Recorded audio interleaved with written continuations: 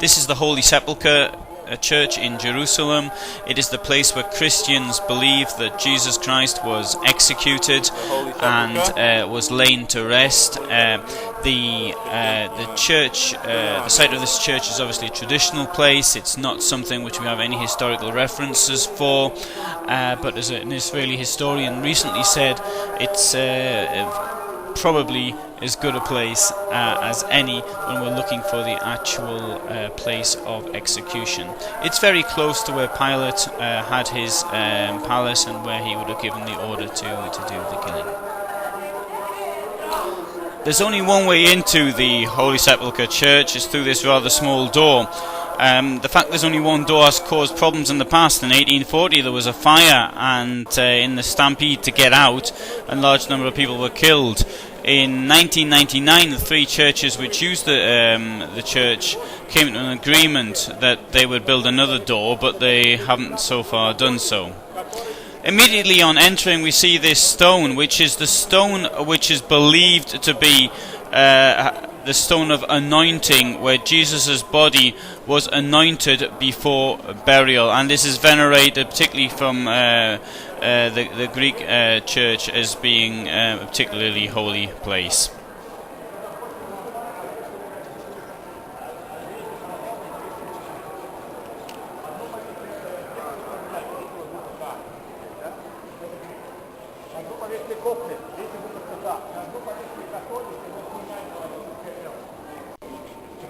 Pilgrims have been coming to this site now for about 1,700 years.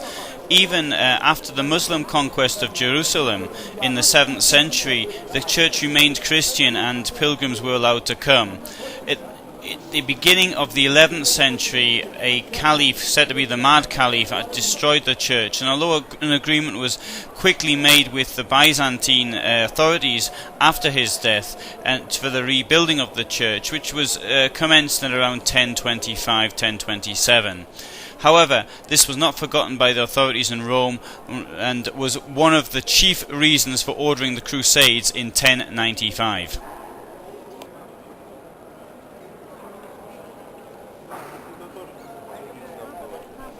As we proceed into the church, we come to this rotunda. This is believed to have been the tomb where Jesus was laid to rest while he was dead from the Friday to the Sunday. Said to be 3 days, I count that as being 2 days. And to actually get into this tomb, there's a very large queue. You can see, however, how close the three things are from the point of the crucifixion to the point where the body's anointed to the tomb itself, which skeptics may argue was very, very conveniently close.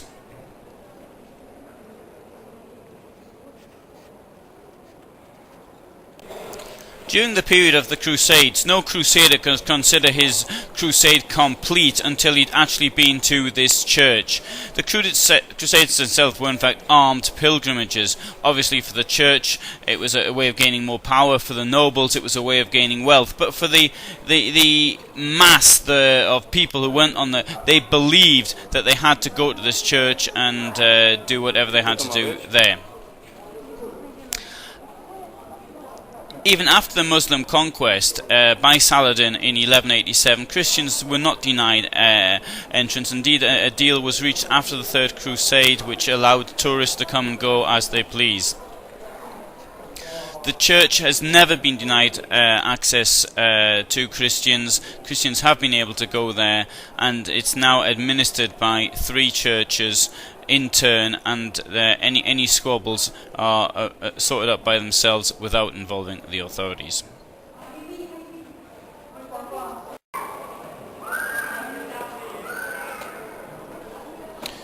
Pilgrims can then go up to the first floor of the church itself.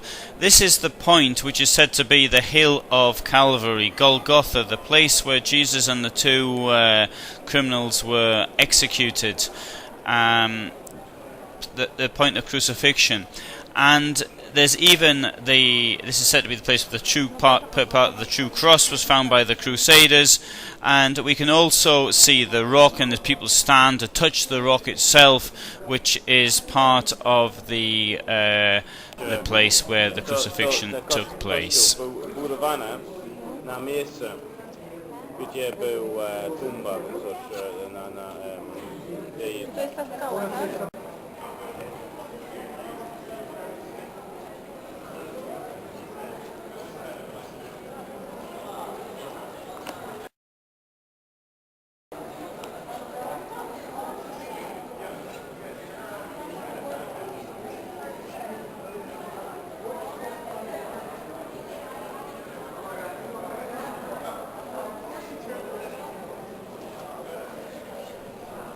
A final little curiosity is this cave, it looks like. It's said to be the place where Joseph Arimathea was buried, and it's a place of worship for the Greek church. It's behind the rotunda.